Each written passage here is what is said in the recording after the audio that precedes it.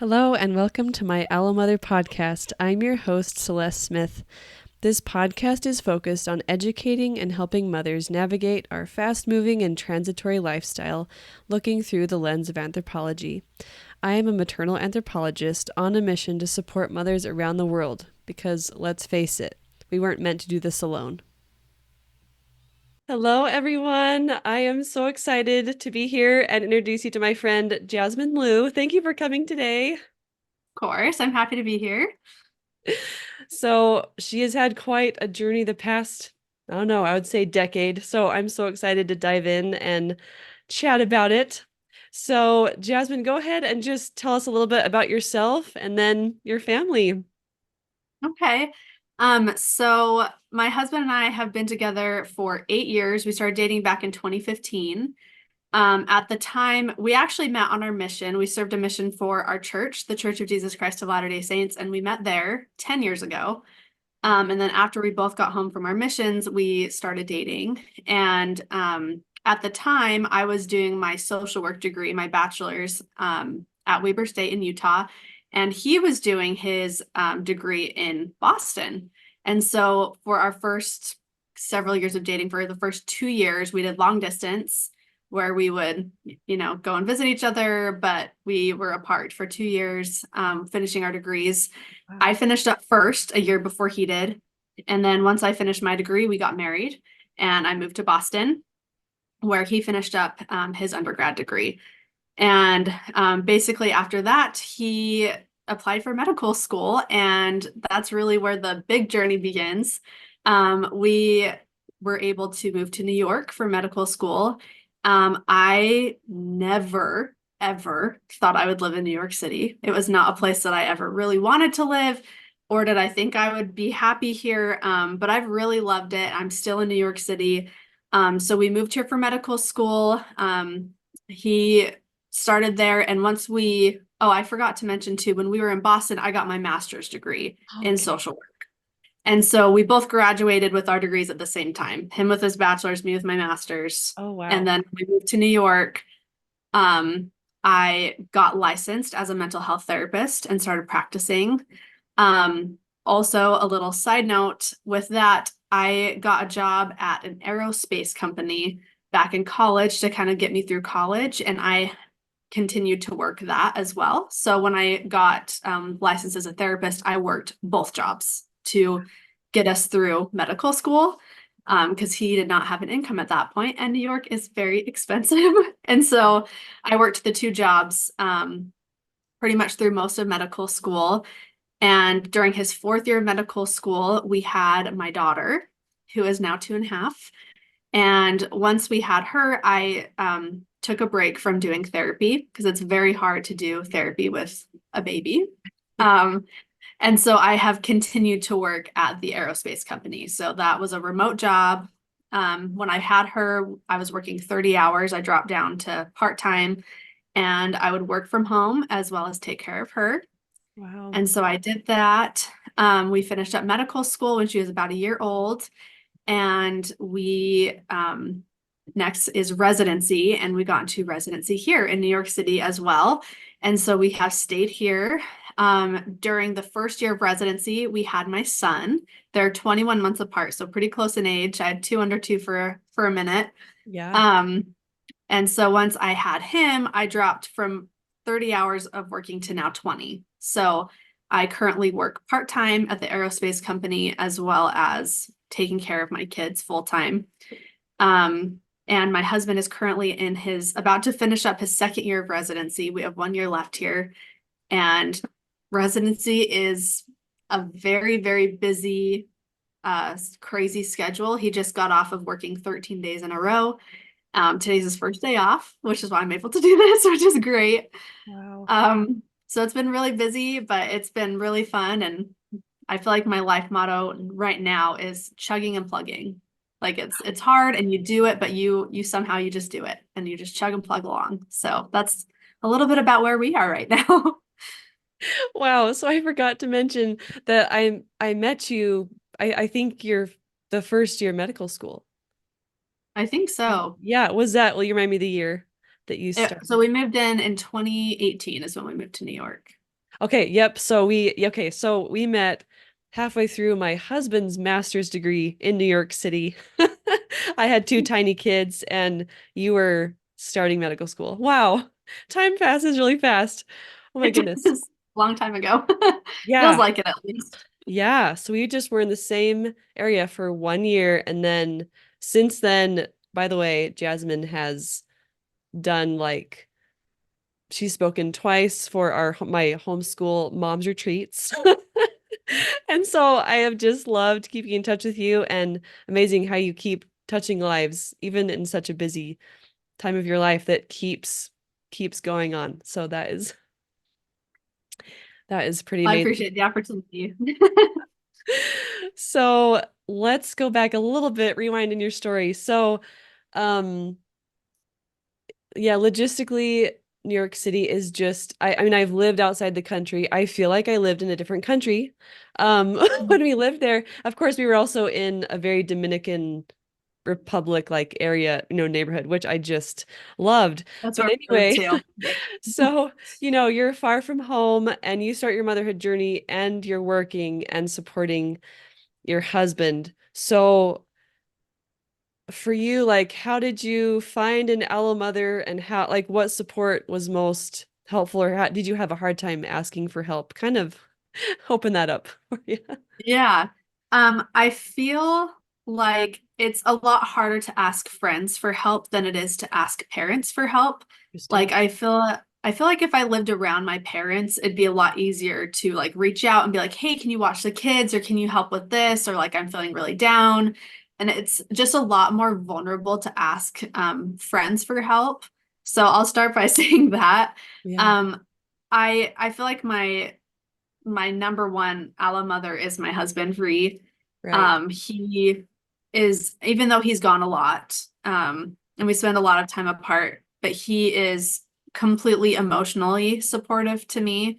And he is very good at allowing me to feel whatever it is I'm feeling. If I'm feeling overwhelmed, if I'm feeling upset, or if I'm feeling happy, he's very nurturing and like willing to kind of let me feel how I feel. And that's been really helpful. And he is very good at kind of division of labor. So when he's Oh, home, I don't really cook. I'm actually really bad at cooking. Well, I wouldn't say bad, but I'm not, that's not my gift. I can follow a recipe okay, but like it takes me a long time to like build up to cooking something and trying to figure out what to eat. But he's an amazing cook and it takes him 2 seconds to think of something and whip it up. And so he does majority of the cooking, even though he is so busy with all of his work and his schooling and stuff. He'll come home and he'll cook dinner and worry about that. And then he'll do dishes while I, take care of the kids and do the cleaning. So I feel like we kind of divide and conquer a lot. We call it tag teaming. We're yeah. constantly like kind of toggling back and forth, like who's watching the kids, who's doing whatever chore, whatever needs to be done around the house. And that's been super helpful. I know that in my experience, not every husband is as present or as who's like a father is that present and willing to help out with literally everything. So I feel really blessed to have someone who's not only willing to, but like wants to help out and be really involved. And so I think during all of this, like it's been really hard being away from home, but he is my home and he really grounds me and helps me to keep going when I feel like I can't. Yeah. Um, so I feel like he's definitely been my most important allo mother. And even living away from home, I do feel like my mom is probably like also up there. Yes. I am so grateful for a time where we have technology. Yeah. We video call her almost every day just to give like a little entertainment to the kids that's not me. Nice. And she's been really great about, talking to the kids and supporting me also, no matter what I'm going through. And I feel like the distance has been really, really tough. My mom is like my best friend. Oh, So it's been super hard. But thank goodness for technology because she's really still been able to be present. I think almost more so than maybe if we lived near her. Because I think we would see her in person more often and hang out, but I'm not sure if I'd call her every day like I yeah. do here or like video call just so she could see the kids.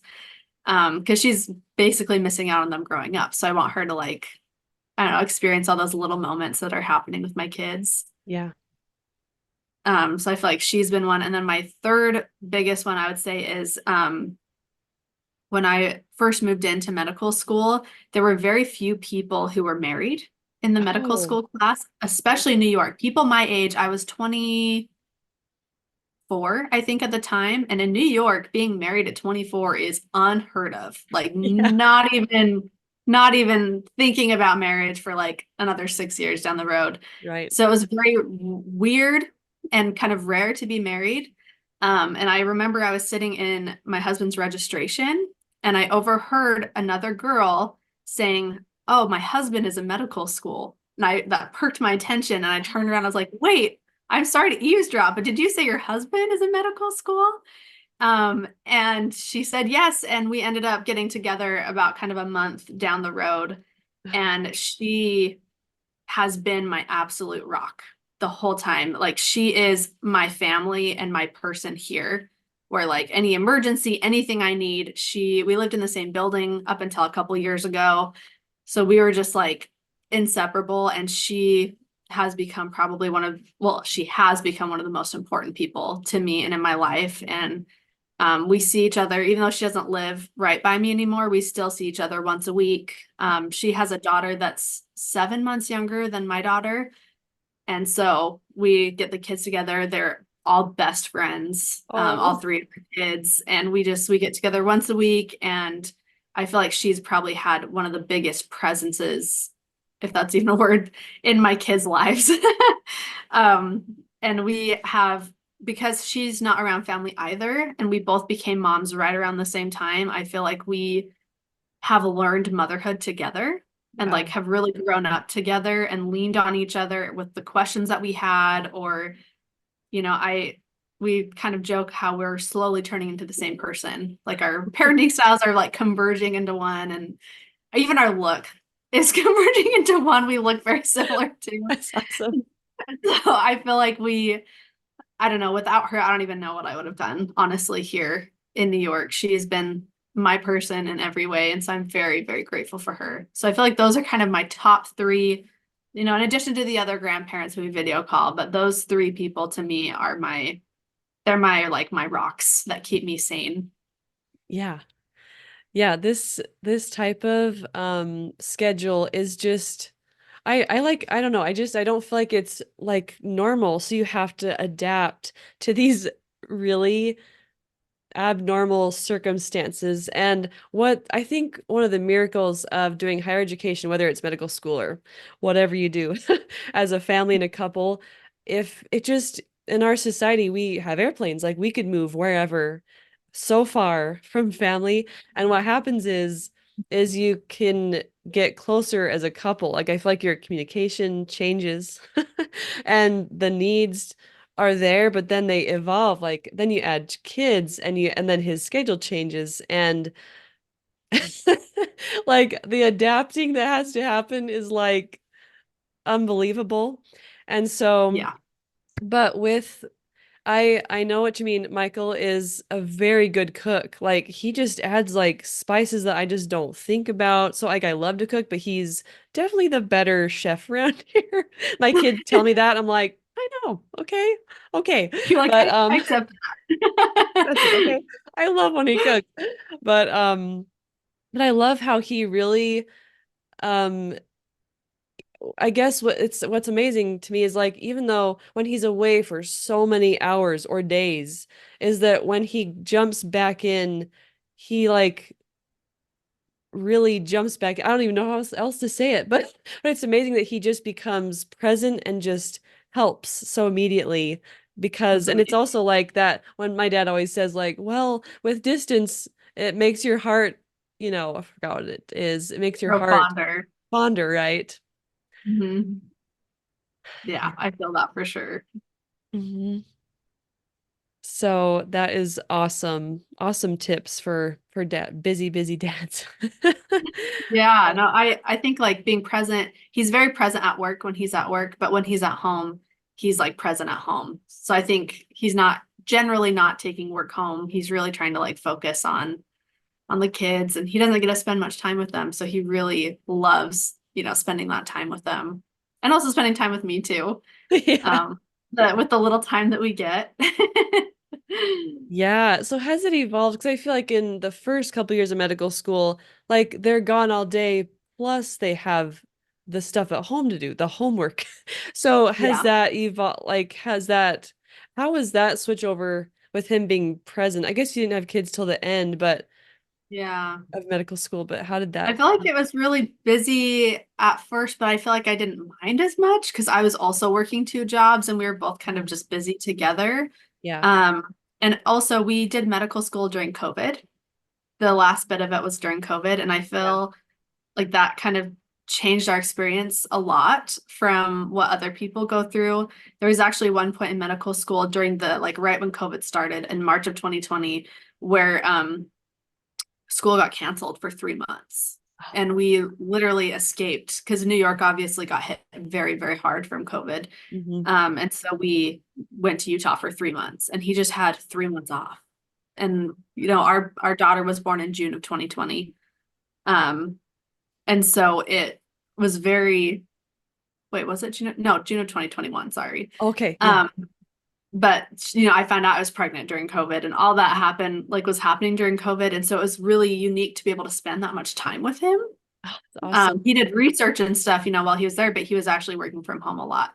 And so I feel like, the last year of rotations were a little bit busy in med school, but other than that, like I actually saw him quite a bit in Yeah. medical school. And so the transition to residency, where, on average, I don't even know, he's probably working like 80 hours a week, usually 6 to 7 days a week, depending on the week. Um, it's a lot. It was a very big kind of shock to the system Hmm. to have that happening. And also I was pregnant during the first year as well. And so I feel like that also adds like all these emotions that you're feeling as a woman and as a mom. And also just like not having your husband as present. So I in my experience, I feel like residency for us has been a lot harder with like schedules and trying to commit or not commit, but like seeing each other and spending time together has been a lot harder, and it changes all the time. Like he'll have one schedule for a month, and then he'll have this other schedule, for 2 weeks, and then another schedule for a month. So his schedule is not consistent. And so it's kind of Oh. like whiplash a little bit. Like he's on a Mhm. hard schedule right now. He just worked 13 days in a row, like I said. And that's been really hard. And then on Tuesday, he switches to nights. So all of a sudden he's working all night and sleeping all day. And we get maybe an hour with him before he has to go back to work at night. And so it just all of a sudden he's on nights, and then he's on outpatient, which is lighter, and then he's on inpatient again, which is really busy and working 6 to 7 days a week. And so it kind of like once you get used to a schedule, you switch it up again. So I think it's a lot of like adjusting and like moving parts for him and for us to adjust to. Yeah. So what that is a lot of switching. So what is your I mean right now, what is your mindset with residency? Like you've got one more year left of Mhm. residency, and so you've been doing this for a lot of years already. I just want to point that out. So yeah, what is your current mindset? What is it? Yeah. Share anything. I feel like it depends on when you ask me. Right now, I'm actually in a really good place. Yeah. And I can kind of explain a little bit more of why I'm in a good place right now. But I think it really ebbs and flows. Like there's some times where it's just really difficult. And when I personally am struggling or like the kids are being really hard, Yeah. then it gets to be really exhausting and hard. But I feel like one of the reasons, probably the most of the reason why I feel like I'm in a good place right now is I've been taking care of myself a lot more. I've learned that in order to take care of others, my kids, I have to take care of myself too. If I'm running on empty, then I'm going to be more irritable with my kids. I'm going to be less tolerant. I'm going to be less happy. There's just so much, like it becomes a lot more overwhelming. My anxiety spikes. Like there's just so much that goes into not taking care of yourself. And so recently I have really been trying to wake up before the kids Oh, yes. and, give myself some time. and any time is good, but for me personally, what I do, like I like to read my scriptures in peace. I like to eat breakfast in peace and work out and shower. That's what I've been doing in the mornings, and I feel like that's been a true game changer for me. Um, and I also like I'm a really big night owl. I I need the time after the kids go to bed Yeah. to just be a human and not be mom. And so I was trying to balance with like staying up late, but also needing to get up early and have time to myself that way. So I've tried to kind of scale back my bedtime, but I was going to bed at like 1 a.m. every night. And I'm like, okay, maybe 12 a.m., which is still late for a lot of people, but I need my time so that I can wake up at 8 and like do my stuff before the kids get up. My kids get up at like 9. They're late sleepers. Nice. I've trained them to be that way. I'm not a morning person. Oh, love it. So I feel like I've really tried to like maximize my time of like myself, but also taking care of myself too, like relaxing at night, um, as well as taking care of myself. So I feel like right now I'm in a really good place because I've been consistent about doing that a lot more. Wow. I just want to point out that is such a big, um, how do I say it? Like I just know how that feels to not to anyway, when it lands on you. You don't have like your mom down the street and it is like it takes so much I mean it's not even it's not even self mastery. Like it's just like when you have such a busy spouse and you have a family and you have to think of like those solutions on your own and do it on your own because you can't just say husband like take them for the morning or take them for the evening like when you just can't do that. I just want to point out how much work that is. And you kind of said like you just had to decide it, but it is a lot of work to like take care of yourself. Like you have to decide it, Hard. you have to plan it. Like, oh my goodness, that's amazing. So yeah, I have read, I don't know, have you heard of the Miracle Morning? No, I haven't. Okay, well you're basically doing it. But Wait. it's yeah, I don't remember even how I found it, but I read the book and I have the app and I mean right now, like you say, it ebbs and flows. But I also my day goes completely different when I wake up and my kids wake up a little earlier, but when I have an hour to myself to wake up, pray, read my scriptures in peace, and something I'd add to your little list is it's really interesting what thoughts I have right in the morning. So I have this blank, I mean, notebook, and I just write. It's so strange. But what happens is sometimes like my fears come out or my worries, but as I keep writing, it like what comes clear is like important things I actually want to do that day. Or it's just really, anyway, really good exercise for me to like empty my brain and also like I just think so clear when I don't have the kids waking up and wanting breakfast and moving along with the day. Um, so Yeah. that has also Right. and I have the problem also that I'm a night owl, but I love the early morning. It's just my everyday battle. It's just Yeah. It's so hard. I understand like I need that time when they've gone to bed, but I need that time to have that clear mind. So the Miracle Morning app, it's a little bit of dopamine. So like when I do it, it actually has a bubble for each, like, well, pray, meditate, read, scribe, and a visualization if you want, and so you can, when you click the bubbles, it does a little party for you and it tracks it. So that's very motivating for me. Yeah, that's great. Holding yourself accountable by tracking it is great. It's really great. Yeah, but like you really have to plan it. And that is props to you for doing that. It's just a lot of work. I don't know how else to say it, but it's Well, for you too. I mean, it's hard and it ebbs and flows for me. Like sometimes I just can't and yeah. I suffer because of that. If I choose to be lazy one night, like the next day Jasmine really suffers sometimes. So it's Yeah. it's really it's a conscious decision all the time and it's not easy. So the fact that you do that too is awesome. Oh, I mean, it's a journey. I try. Yes. Some days are, I mean, it's fun to feel the difference. It's like, wow, like I'm like being nice to the kids. Like I feel like I can give them so much love, and we had an amazing, homeschool morning. Or everything just goes really great. when I take care Yeah. of myself. Right?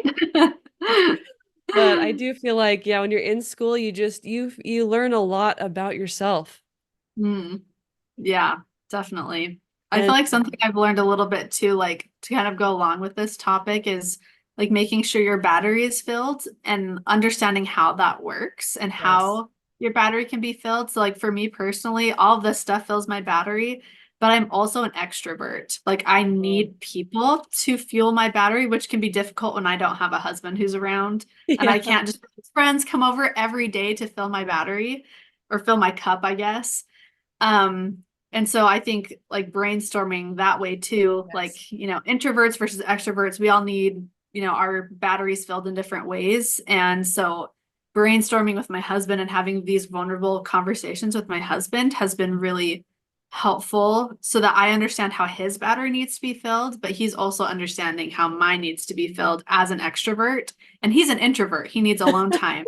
So like Yeah. that was a little bit weird at first, like in our marriage to kind of get a balance. I'm like, but why wouldn't you want to spend time with me? And he's like, Yeah. I just need to like recharge a little bit. And I'm like clinging to his leg, like, wait, but I need you to recharge.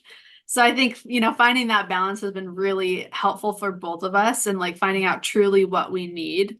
If he gives me like 15 minutes of undivided time to play a game with me or something, that fuels me. I'm totally fine with that. And I can survive off of that. And Nice. he can charge his battery if we're watching TV and doing our own things on our phones. Then that fuels his battery because he's getting his own kind of time. Nice. So I don't know, like I think having those conversations as a couple and like trying to support each other in filling your batteries can be really important for like your mental health and your relationship during these times where you don't have a Mm. lot of time together. Yeah. Oh, I love that. We have a similar situation, introvert and extrovert, but it's fun because I feel like when he's I mean, medical school can be very heavy. I mean, you've explained your schedule. Hello. Like, we didn't do the residency, so I don't even claim to do anything like that. So, but it can be kind of stressful and heavy, and I feel like I tend to keep things light and I like to laugh and I think life should be fun. So, I've after a lot of years, like we've been married 10 years in July, and I feel like I've been able to like you said, like your husband really grounds you, which I feel the same. Michael really grounds me when I start to get like, my fluffy starts to get overwhelming or something. Um Yep. he grounds me, but also I can kind of lighten him up. Like I get him to laugh, I get him to kind of like get through this. And I think that yin and yang, is very Yeah, important in understanding, yeah, your strengths and your needs. And when you have so little time, like I said, planning, like it takes literal planning. Like when can we have 15 minutes? Like who are our babysitters? What can we, I mean, it's just, I've realized like, and it just takes so much planning when you don't have a lot of time. totally. You have to plan it. Yeah, I Else it totally doesn't happen. agree. Yeah, no, I totally agree with that. It's really hard to plan and then to stick to your plans. Yes, Like you have that to is be also, like, it's hard to not just like want to sit on the couch and do nothing and sometimes you need nights like that. Like sometimes you do need to just like sit on the couch and do nothing and that's okay yeah, too. yes. But you also need to like take care of yourself and plan out these things so that Hmm. both of you are fulfilled in your lives and also your relationship. Yeah. Oh, that's so I love that. And also with being an extrovert in medical school, I don't know when it came to me, but anyway, I kind of like halfway through medical school, I met another medical school family that had kids, and it turns out, our kids just got along so well. And then I like had a moment where I'm like, let's see, I am an extrovert and I'm noticing that I don't like having dinner alone with the kids. Like I love them, but I'm with them all day. And I was like, what can I do? And I finally realized, like, how about I invite them over for dinner so that because we're both without our husbands for dinner, how about have dinner together? We chat, kids are playing, and it was it was a great way Oh, to have like awesome. social adult conversation. And I wasn't because medical school can be so isolating for the student and the person at home. I Yes. think. Yes. Very And isolating. so like as an extrovert, I had to find a way to not feel isolated and I needed people. I needed more people around at those times when I was running the show, making the dinner, cleaning up the dinner, you know what I mean? Yeah, it's exhausting. Yes. It's definitely exhausting. And so I've had to do the same thing, like where I see my friend once a week, like that's a standing every Friday I see her. And like that really gets me through. I look forward to that a lot. And like church on Sunday also helps with my social um like need as well. So those type of things really help a lot. Yeah. Or like Oh, people, if I can't like hang out with someone, I can call, people back at home or other friends. So that's been, you have to plan that out and seek it out as an extrovert. yes. Yeah, and I Mhm. something I learned about myself in medical school is I had to have things to look forward to. Like I feel very high maintenance, but it had to be like lots of different things. Like it had to be like um something with our family, like a family outing, like, hey, like, I mean, Oregon is so beautiful. I was like, we're going on a hike on Saturday. I don't care how much homework you have, like, we're gonna go on a hike. Like, I would plan like a little, half-hour hike or like a picnic outside. And then for the kids, it was also like, they needed something to look forward to as well. So it would be, like you said, a play date. And then it would be like, it didn't matter how far in advance it was, but I just needed like a little date to look forward to once a month to every 2 months. I don't know. But like I just needed those or like a trip to see my family, even if it was in 6 months. Like, just Yeah. having those Um, milestones made a yeah, big difference. totally. And I love Yeah. how you mentioned getting outside too. I feel like that also really helps with like your own mental health when you're alone Oh, and your kids as well. Like this, I feel like the winters are much harder for me personally because I work in my apartment, I sleep, I eat, I take care of my kids. Everything is happening in this tiny apartment yeah. where we don't have very much space. And so I kind of go stir crazy if the weather's really bad and we're not able to go outside as much. I feel like that's much harder. But when the weather's nice, I Yeah. really try to make a point to go out most days. And I just feel like a different person Oh, when I go outside and I get the fresh air. It's nice and warm, sometimes a little too warm, depending on the day. yeah. But Oh my like goodness. Yes. those days are coming, not yet though. But yeah, I think getting outside is something that's hugely important. That I think New York is a little bit unique because like if I lived in Utah where my family does, I could just get in the car, even if it's bad Oh, weather. I could just yes. get in the car and drive to the grocery store or drive to my parents' house or something. Like I could still get outside, but in New York, you don't have cars and you're walking. And so it's a lot more difficult to like trudge through the snow or like do I submit my baby to these freezing temperatures. Like most of the time when I'm in New York, I have my son on my front. He's 1 year old. So I have my Right. son on my front in a carrier on my body. I'm pushing my stroller with my daughter. And if it's bad weather, like she's covered, I'm trying to hold an umbrella while pushing this. So like it's Yeah. so complicated and hard to get out Yes. in the bad weather that I feel even more trapped. And so I've started doing, I don't usually do a ton of screen time with my kids, but during the winter, we do like a little like movie night every night. Yes. I just like watch an hour of a movie with them. And like that kind of was my outside during the winter. So I think like, finding those things that you can all look forward to and can give me a break. Because outside I don't need to entertain them as much. And also with a Right. movie on, I don't need to entertain them as much. And so I don't, and like I said, I don't really love screen time myself, and no judgment to anyone who does, but that's just not my vibe in my house. So it was a real treat for all of us when it got Oh, turned on for an hour because that was not on all day long. So right. yeah, I don't know. It's you got to have those those escapes. Yes, yes. So I remember when I was pregnant with my first, and I went over a week on both, 41 weeks on both. But anyway, Oh was wow. my first time. It was so funny because I ended up reaching out to, oh no, actually, I went to a reception the day I was due. We Oh went my to God. a friend's, or no, it was a few Wow. days before I was due. Um, and oh, wait a minute. Anyway, I was over. Actually, I think I was overdue. Anyway, we went to a wedding reception and we went up to our friends to say congratulations. And she's like, "Wait, aren't you due soon?" And I was like, "Yeah, last Monday." And she thought that was so funny, but like you can't just wait around.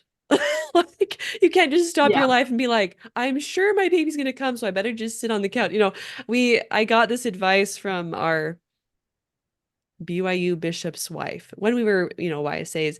And she's like, in pregnancy or like if you're getting overdue, she's like, plan something every day to look forward to. Because if your baby doesn't come the next day, like you've got to have at least something fun to look forward Yeah, to. no, that's a great idea. It's a really Maybe good idea. maybe that's where it came from. I don't know, but it was great advice because for a week I was like, we're going on a walk tomorrow. So we're just gonna go and walk in the neighborhood. I don't know, I just planned little things every day and it really Great helped. advice. That's great advice. I never had to experience that. Both of my kids were breech, so both of my kids Wow. were C-sections. So Wow. they were both planned. They both came at 39 weeks exactly. I knew exactly when I was having them. I actually never even felt a contraction, which is very strange. Wow. Um, so I feel like I had a kind of a different experience where I was sitting waiting around. I knew exactly when they were coming, which kind of like worked for my type A planning personality. I was like, okay, well, I know exactly what to expect, but Oh, that's also nice. I didn't get to experience labor in that way. So it was very interesting. So I don't feel like I quite understand, but I think that's great advice for those who, need to wait around for the baby to come, which is most moms. I So know. that's The great. suspense. Yeah. Yeah, I know. That suspense would have like the anticipation. I don't even know. I would have been like, wait, what? Like the anticipation would have killed me waiting for the baby to come. So Yeah. I give props to you. That's amazing that you did that. Oh, no, it's so funny. Everyone has a different experience, which I think is um and well, I don't know if we could dive into this, but when we were in medical school, it was so funny to like look around.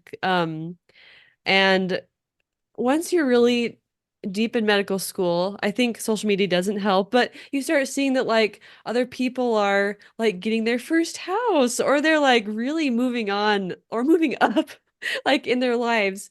And you're just like, man, like I'm only in year one or year two or year three or year seven, and I'm still blank. And did you ever have to confront that? How did you work through it and I feel accept like where? I'm always confronting that, to be honest. Like it's really hard not to compare, especially like being from Utah. At 30 years old, most of my friends have been done having kids for years. I started significantly later than most of my friends back at home.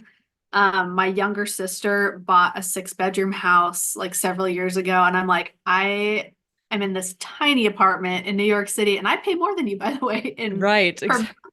It's so expensive here. And so it has been hard. One of my best friend, all growing up, she I think has built like 3 different houses already.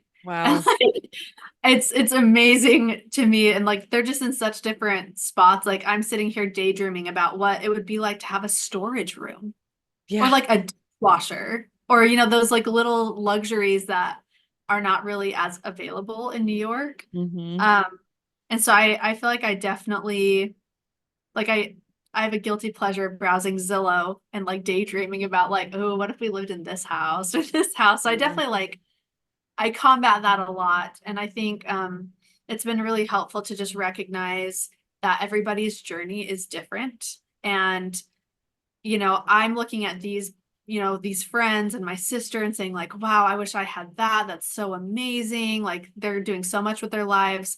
And I was telling my best friend that one time, and she's like, but I think that about you. Like you live in New York City. You got an Oh, education. She like starts listing all these things that she's like jealous of about me. And I was like, wow, I've never thought about it that way. Like we think that of others, but also others are thinking that of us too. And that really hit me like that I'm living a life that like other people would want to have. And that I guess really like hit home a lot for me. And I think like it also encouraged me to continue to think about the things that I love in my life, to be yeah. present with where I am. And one thing that helps me do that is I keep a happiness journal where every single night for the last 8 years, I have Oh, written 3 things that made me happy that day. Um, and so I think about really the present and like what's going on right now, what today made me happy. And I try to think about like, what did my son do that made me happy? What about my daughter? Like, what little moments did I share with them? Or Oh, like little moments that, and it could be something super small of like, oh, I drank my favorite drink today, or I painted my toenails, or it could be like, wow, my son was born today. That's a really happy thing, you know? So they can vary in sizes of happiness. But I think that's really helped me to like stay grounded and stay very thankful for my life and what I have, and, you know, just be mindful and grateful about where I am. Because it's really hard to compare and to see other people moving on in life where I'm still in an apartment and I'm yeah. still not even close to being a homeowner. Oh, So yeah, I I think understand. you just need to be like, I've really tried to be present and grateful in my life, which is not easy. And I'm not perfect at it, but I try. But it's Mhm. hard. It's really hard sometimes. Yeah, to see what else is going on. And I think something that I've told myself as far as medical school and the debt and the, stuff that we have to do. And sometimes I just would kind of tell myself, like, you know what? Like, this is just how it's set up in our country. This is the journey, this is the path that you have to do in order to become that dream when our Yeah. husbands have that dream of being a doctor and caring for other people. Like, this is the path. Yeah. And people have done it before, and I think like when you stand on other people's shoulders, and I think like the people that I think one of the best allo mothers is, for us, it's the ones that have done medical school and understand how it is. And so I think my hope was rooted can root from like seeing families that are kind of like 10 or 20 years ahead of me. And it's like, Mhm. wow, like it ends You made it. You and did it. life does move on eventually. And they've built Yeah. this tight-knit family as a couple and their family because they went through this. And that's just Yeah. the path it takes. I think another time, I mean, the funnest thing about New York City, one of the best things is how many people visit just for fun. Yeah. So I was able to Mhm. see like quite a few like besties that just happened to make a trip, there. And I had one friend come, and she actually came to church with us too. She and her husband, and she was just like, man, like I would just love to experience living in New York City, like even for a year. And she just thought that would sound so fun. And I thought about it, and I thought, there are people that, I mean, some will never come to New York City, and some people just dream about even having a few months to experience that energy and the, the Yeah. everything about the city life. And so that also changed how I thought about my life, because Mhm. those 2 years were like the hardest of my life so far.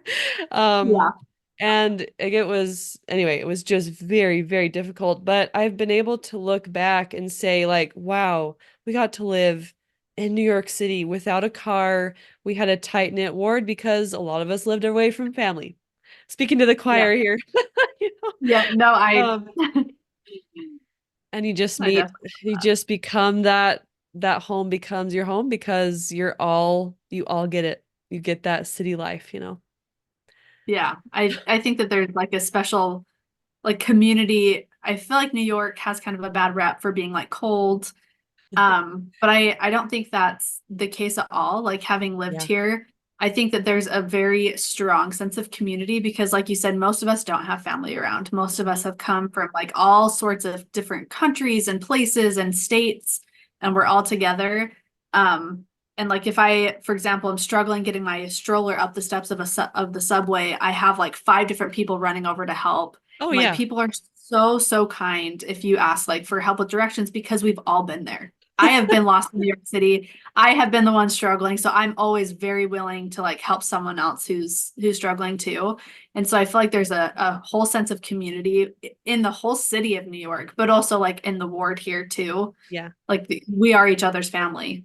Like that just like I call the people here my New York family because you need that. You need a sense of family when you're living somewhere like this and also somewhere away from home. Yes. Oh, absolutely. Yeah, I have the best memories. Like you said, care because my kids are 22 months apart, so I understand. Um, Very, yes, you do.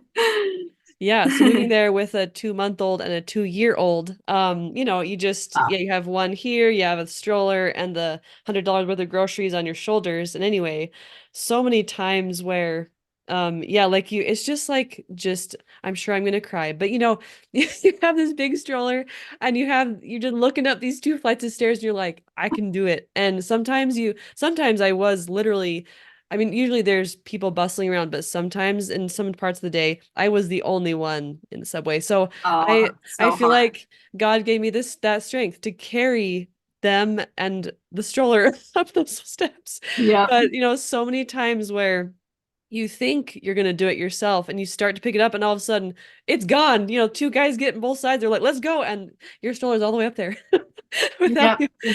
And It's it's so just nice. it is really real. Yeah, I think the Special. same thing. It really is special. Everyone's so willing to help. And if it's not like, and even asking, people are so willing. Like there's been Oh many yeah. times where I'm at the top of the stairs, looking down onto the subway platform, and I'm calling down the stairs like, "Excuse me, can someone help me?" And like everyone's like, "Oh yeah," they'll come up, and Come back so I up. mean, it's definitely like, I don't know. I feel like people are just they're a lot kinder than you would expect Oh living yeah. here. Yeah. I must have blocked that out, like looking down with a heavy stroller. I must have blocked out that memory of like carrying Oh it man. down and almost falling. Yeah, that was nice. Oh yeah. It's amazing. Oh, It's an experience that nobody would have or like even comprehend it unless they've lived here, honestly. Like yeah. even visiting, like you kind of get an idea, but you really don't understand unless you've lived here and had to do all those things with two kids. Having kids in the city and toting them around is very difficult. So Yeah. yeah, you get that too. Yes. Exactly. Oh, yes. Oh my goodness. Good memories. Wow. Yeah.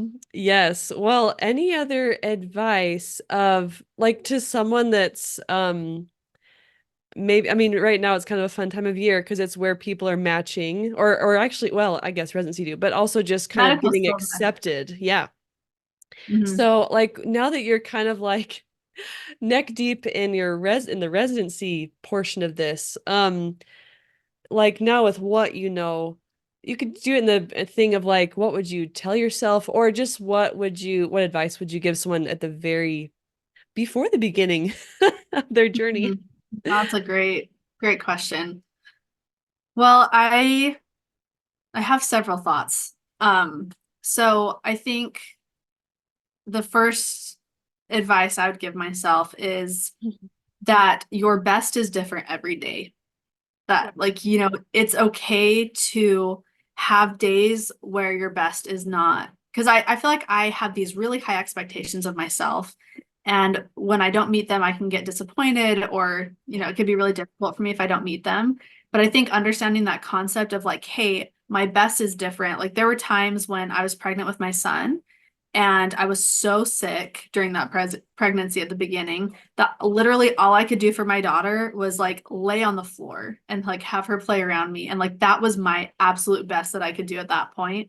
And that was okay. And like being Yeah. okay with that. And like, no matter what, I'm going to show up. Like whether I'm showing up and picking her up and carrying her and like having fun with her, or I'm just laying on the ground and being a blob, but I'm present, Yeah, like totally. anything. So I think just recognizing that is really important, that like there are some times when I'm struggling that my best isn't what I would want it to be, but it's enough.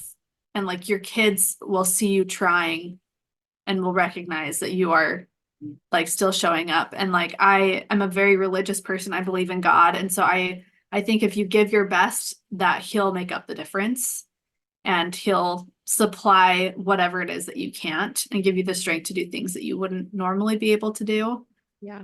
So I feel like that's definitely probably like my biggest advice, but I have a lot of other thoughts too, if you want to hear Oh them. yes, please keep going. Like I don't want to talk like too much, but Oh no. I think another important thing, because I feel like as a wife who doesn't have a husband who's around very much, and in this journey, like just for those who don't know, so in the normal in like the medical school journey, they do 4 years of undergrad, 4 years of medical school, Mhm. and then they do like 3 to 5 years of residency, depending on what you're going into. And then if you choose to do fellowship, that's another 3 to 5 years on top of that. So total, you have so like the journey is very, very long, like almost spanning 2 decades. It's a long, long time. Um, and so I think it's important to have realistic expectations. I Oh, find that when my expectations are too high of like myself or the situation, or like, like when my husband will be home, I'm like, okay, I oh, expect him to be home around 5 and he doesn't show up till 7. Then I start to like, then I get disappointed, and I just feel like there's so much burnout, and there can be a lot of resentment if you yes. don't like keep yourself in check in that way. And so I think, having those realistic expectations of like, I actually don't know when he's going to be home. I'm Hmm. going to expect to do this all by myself today. And if he shows up for a couple hours, that's fantastic.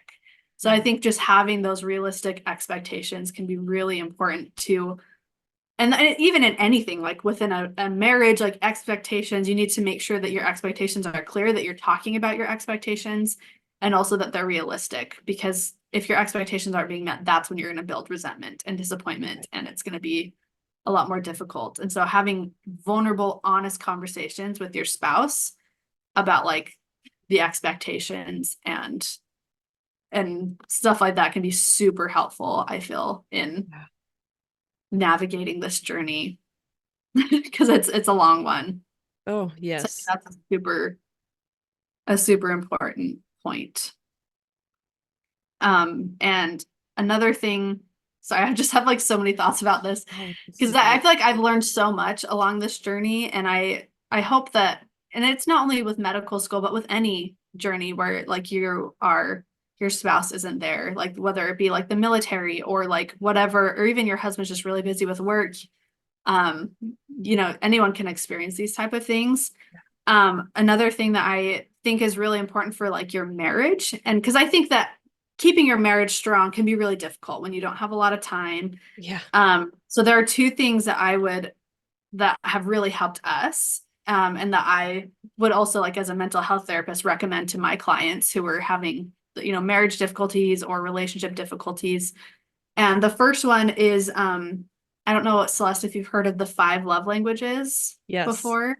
Yeah. So I think that is insanely important within a marriage, and also any relationship with your kids as well as they grow older, Yes. to learn what their love language is. If you haven't heard of them, there's free quizzes online. You can go take the quiz and figure out what your love language is. I think it's really important to realize what your love language is, what your partner's is. Um, and they, what, for example, for those who don't know, like physical touch, gift giving, gifts or acts of service, words of affirmation, and then I'm missing one. Is it time or Quality time. There you go. quality? Yep, quality time. So those are the 5 love languages. And most people show love in the way that they want to receive love. So like I'm a very big words of affirmation person. And so I'm constantly like telling Reed, I love you. And I'm verbalizing these things to him because that's what I need in return. But for him, that's not exactly how he, like, it's nice to hear those things, but it's not how he receives love. Oh, And so it's been interesting, like, for Ree and I, both of our one of our top ones is quality time for both of us, but that actually looks different for each of us. For me, I need undivided quality time, phones away, technology away, like having conversations or playing games. Whereas like he is fine with just like sitting on the couch and kind of parallel playing uh-huh. together. Just being in the same room is enough for him, even if we're not like as interactive. And so, talking about that, like and talking about your needs, because it really is like a different language.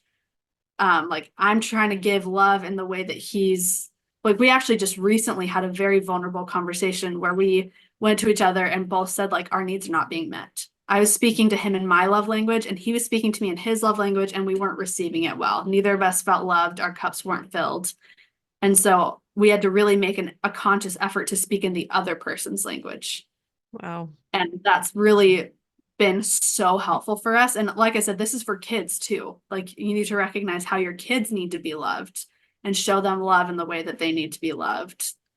And also with adults too, like my mom's love language is gifts of service, or sorry, acts of service. And so I know that if I, want to show her that I appreciate her, I can do an act of service. I could do the dishes for her or do something like that. And that means a ton to her. But she knows that mine is words of affirmation. So she can give me that verbal, like, oh, thank you. You did a great job or whatever. So I think that can be super, super important to avoid feeling resentful Yeah. and like within your marriage. Because if you're not speaking in the same language as as you need to be heard, then there's a disconnect there. Yeah. So I think that that's a really important one. And then I know I've talked a lot, but my last thought on this This is great. is I just feel like it's so hard again when you have such limited time that, I don't know. But the last thing I actually learned on my mission, and you served a mission too, right, Celeste? Yeah, I did. Yeah. Okay. So you know about companionship inventory. Hmm. And this concept I've kind of refined over the years, and I've also given this advice to many people who are not religious. Um, but it's basically what companionship inventory is it's a way to check in with each other before things boil up. So if you have all these feelings that boil up and boil up, then they're going to explode and you're going to have a fight or resentment or whatever. So this is a way to talk about those things in a productive way before it gets to that point. And so I'll just explain it really fast if that's okay. Yeah. So basically it's like there's three different parts. The first you talk about yourselves as a couple, and then you talk about like yourselves as individuals, and then you talk about the other person. So for example, at the beginning, we'll talk about the things that we're doing well as a couple and as a partnership. And we focus on that specific week. Like, what did we do well together as a couple this week? And then we will set, after we talk about what things we did well, we will set one goal. Like, what goal as a couple do we want?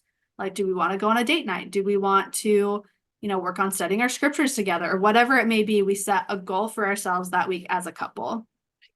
And then the next stage is talking about yourself. So I will talk about what I am proud of myself for doing that week. And I'll, say like, oh, I'm happy I did this. I'm happy I did this. I'm proud of myself for this. And then I will state a goal that I have for myself. Like one of mine this last week was I want to work out more in the morning. So that was my goal. And Nice. then usually the other person, at least how we do it, Ree will ask, how can I help you with that goal? So I'll say, getting to bed a little earlier could help me with that goal. So Yeah. then he's also offering support of how to help me with my individual goals for myself. And then it goes to him. He can talk about what he's proud of, what he did well this week, what his goal for himself. And then I also offer my help. Like, how can I help you to reach this goal that you have for yourself? So that's the next stage. And then the last stage is talking about each other.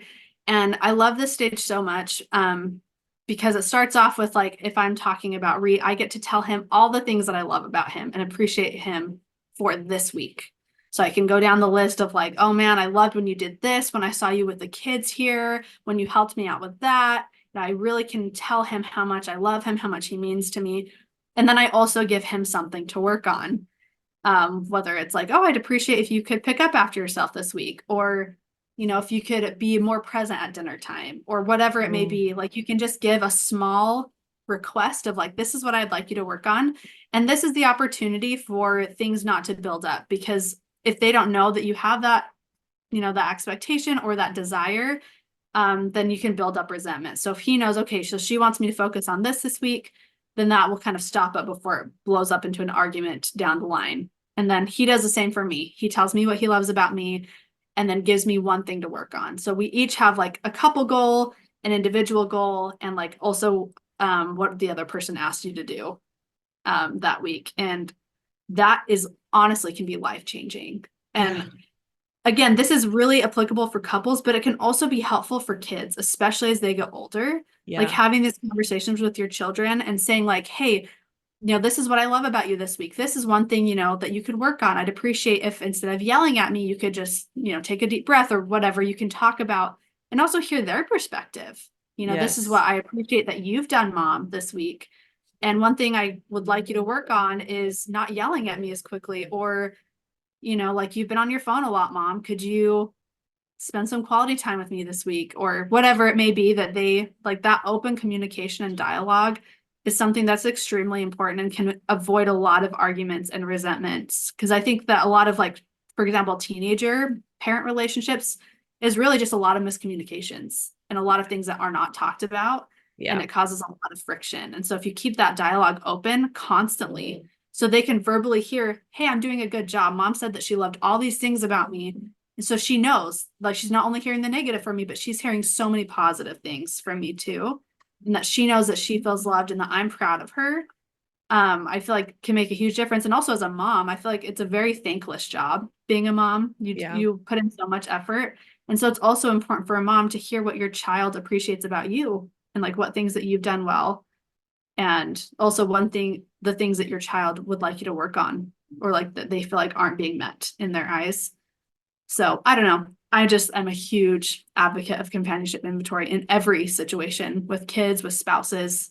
I think that can make a huge difference. Just opening up the communication in a productive way. So no one is getting as angry. That's not to say fights won't happen. Like they certainly do happen, but it really can help avoid a lot of fights if you are like that with kids and spouses. So those Yeah. are all of my thoughts that I just word vomited out, but Oh, I I'm love that sh you're so passionate about it. Oh, yeah, and I'm sure you have more too. So if anything else comes to mind, let me I could know. go on for hours, but those are my top ones. Part two coming soon. Oh, yeah. No, that is so yeah, I do. I love companionship inventory. And I do remember I remember that first time I felt like some real resentment. It was like scary. I was like, "Oh no, like I don't want to feel this, right?" But they were just busy those first 2 years of medical school where it's kind of like just so many classes and so much homework, you know what I mean? Just bouncing. Um, I Yeah. feel like that's when I first felt it. Like for a few months, you're just like, oh, this is so cool. Like he's in school and he's doing this and he's like busy. Oh, he's working so hard. Like at first, you're just kind of like in that honeymoon phase. Um, Yep. but then it like goes on for a long time and then I like sometimes he just was first of all so tired because I'm a night owl. I like to by the time he was home, even if it was 11 or I don't know, like I just needed to talk to somebody.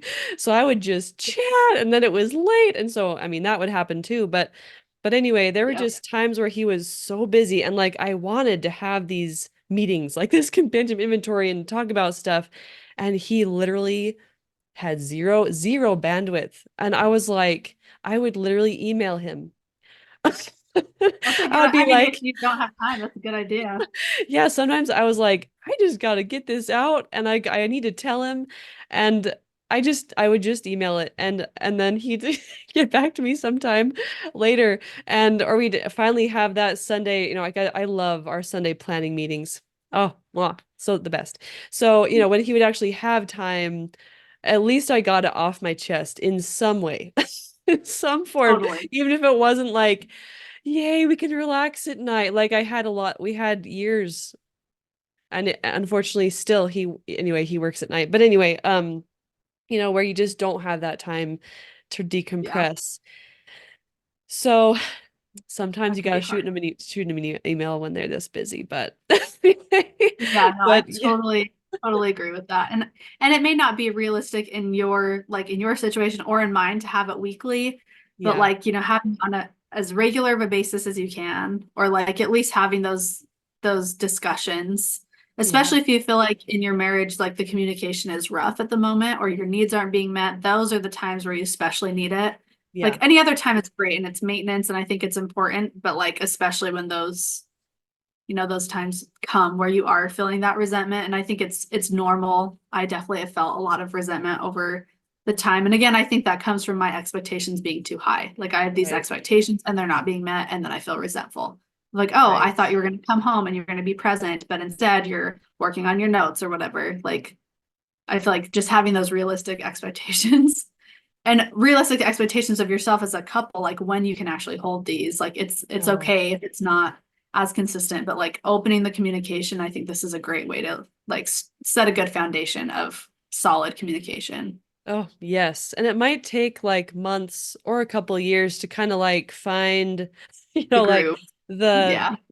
the plan the plan really. So I love planning. So anyway, the plan. Yeah. Yeah. What you like to talk about or it can Mhm. be different, but I just love your rubric. It's just so powerful.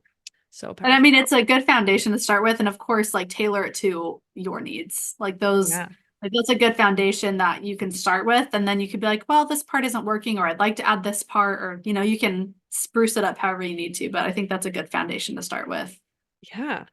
Yeah, and as our kids have gotten older, and I've our different books, like we call them mentor sessions. And man, especially one of my kids, like she just eats it up. I mean, she loves me telling her, like, you just are so helpful. I try not to do it too much um, as performance based. Like, I try and really do like her qualities too, and, compliment those. And there, like you were saying, with the love languages, I just got a new book called The Five Love Languages of Children, which, like, Nice. they're the same, but the book kind of gives examples of, kid examples. But so it's Yeah, no, cute. that's But perfect. anyway, it's like, yeah, when you really open up that conversation of and it doesn't have to be like at a meeting, because like you say, like the meetings keep the communication channel open always, which is just so powerful as a parent. So, but anyway, like yeah, I have gotten constructive feedback from Yes. my kids, And we and need it. We need it. We're we so need it. imperfect as parents. You really do need it. Yeah, and it's like it's just been a way, or I've nailed her love language, so I can say to my husband, like, oh my gosh, we've just had a really busy 3 weeks, but like we need to take her on a one-on-one date. Like she needs it so bad. And I start to feel it. Like I can feel her emotional just hanging out to dry, her emotional health, because Yeah. she needs that one-on-one time. And it honestly, it doesn't even have to be like ice cream or anything huge. She does like the big things, but it's like her love language is knowing that we set aside time, thought about her and an activity she would like, and sometimes, I mean, she plans it sometimes, but like when we put that effort in, whoa, she is just overflowing with her cup is overflowing, Oh, that's you know? really sweet. Yeah, I So love that. you can Oh, just you eventually you pinpoint what the top love language is. When you do it, you're like, yeah, you're like, I know I nailed that. it. And then everyone feels good.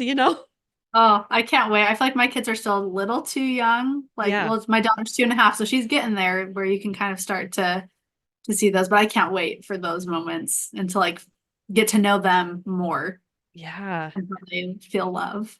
Yes. Oh, it's so, so awesome. So I think, yeah, that just communication. And it's, as you see, like it's sometimes a lot to juggle. Like, and I'm a very goal-oriented person and but I feel like with medical school, like I realized, like you say, when it's so busy, like my high expectations, I had to keep lowering them and lowering them. Like Yep. myself, I had Yep. to start making my life easier by trying to keep them lower, because when you just realize, I think I just had to be present. And I love this moment. Don't remember when it was, but I realized I was like, I had been comparing myself maybe to people who had a house or something. But I had to realize, like, wow, I realized that the grass was not greener on the other side. It Mm, just wasn't. And for some reason it clicked, and I yeah. was like, oh, like I don't know, I just became so grateful. And we moved actually, but in the middle of medical school, we moved locations. So anyway, I Wow. was like, I became more grateful. I thought, wow, like we have, and it was in Oregon, so our second move, and I thought, we have the nicest neighbors. We have a pool in our complex where we live there twice a day. We were running to the pool. Wow. And, That's I was amazing. like, we have across the street, we have a 10-acre hilly backyard with a playground and fresh, like, not fresh blackberries. Um, what is the word? Sounds Um, dreamy.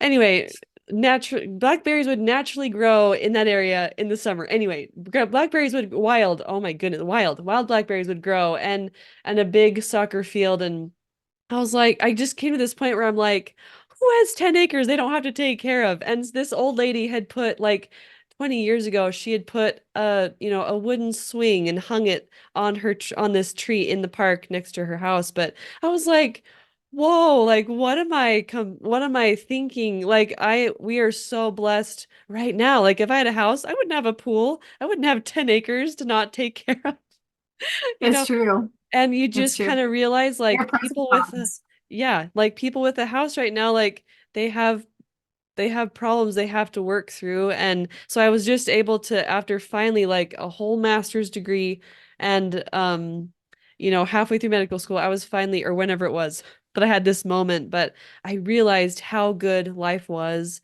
And I had Yeah, to just love, and now I can look back and say, like, I really cherished like all those, like my yeah, kids are just getting so old. We're having a 9-year-old this year and a 7-year-old. It's that's just insane.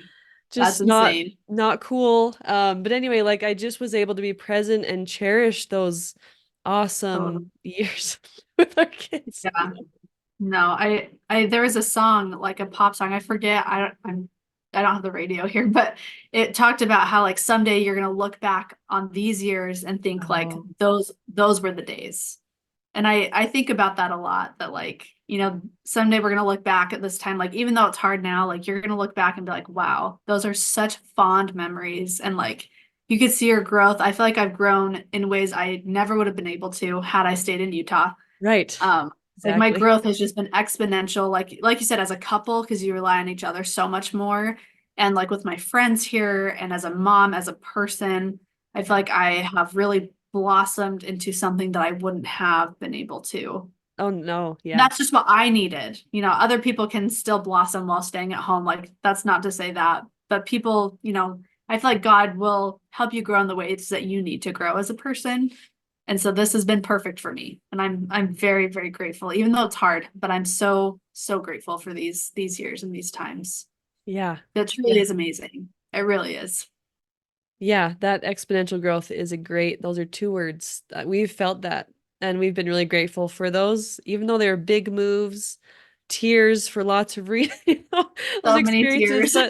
but they're so rich and you realize that, this is the path that God wants me on and yeah, after you'll just be a different person and you'll see the world in a very different way, and I think you'll just be able to continue to help you and your husband will both be able to just bless so many lives because of your super intense years of training and evolving. So Yeah, and I mean you guys already have and you guys will too. And I think everyone like has their own unique stories. Like you go through these trials so that you can grow, but also so you can help others in similar yes. situations.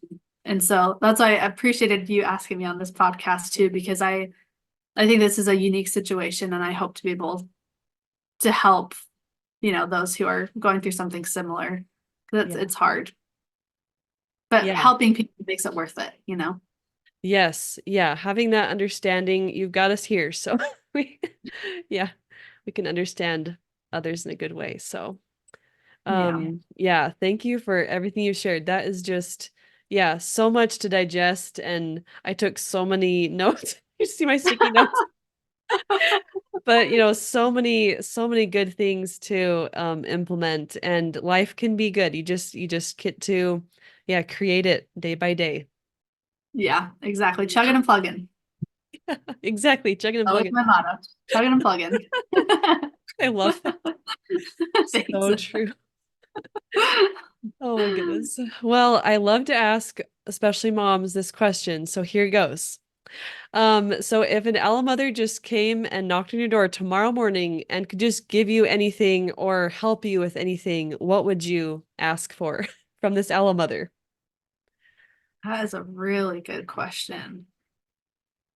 I feel like for me, my biggest like desire right now at this point would be just like a presence. Like, cause like I said, I'm an Mm. extrovert. So I'd love just like company, friendship, someone who could be there to hang out with me and my kids to like help entertain and just like, I don't know. I feel like having any friend over is so valuable to me. Like even just another person to help entertain my kids, but also like it fills my cup to have someone there. Yeah. So I would just love this like person who could just be here with me all the time to talk to and be a presence when my husband is not here. Excellent. It's like my imaginary friend or like a little shadow that could just like be a presence. And that's an adult. I love my children, but like another adult to like be with me all the time would be great. Oh, yes. Help Isn't me that true? toggle. Isn't that just follow me around and chat with me and enjoy my kids while I make lunch. Yes, exactly. Exactly. I love that. Yeah, Yep, that's perfect. a good question. It's a really good question. That's awesome. Well, okay, I'm so excited to give this out to the world. This is such good advice for people that are um yeah, heading into medical school training or residency or still working through it for all of it. And I think, yeah, one thing I have like learned as I've actually left, like since we've finished medical school, I think it's been a really eye-opening experience, lastly, but my last little thought to realize that there are women who maybe like really their husbands have just been working and they're just in their career, but because like I don't know, I've talked to someone in cybersecurity, in I don't know, just in the military, where I hear of husbands being gone with their jobs for months at a time or literally work around the clock to finish projects. And I've realized like it's not just medical school. Yeah, It's not just it's those really that are not. in those trainings. Like we all need this kind of support and boost to know like there's tools and there's with these discussions like we can work through this together. It's really Totally. good. So And even just like a normal 9 to 5 job, like if your yeah. husband's gone during the week, like that is also hard. Like there Yeah. is no easy motherhood or easy, like one of you has to work to support the family. It's never going to be easy. So I think these things can apply to really anyone who has a spouse that works, period. So true. Yeah, Yeah. so true. So anyway, well, thank you again for your time, Jasmine, and we will hopefully talk very soon. Yes. Thank you for having me. I really appreciate it. You're welcome. Thanks so much for listening in today. I hope that you got ideas of how to improve your overall well being and life as a mother. If you have a friend who could use a lift, please share. See you next time.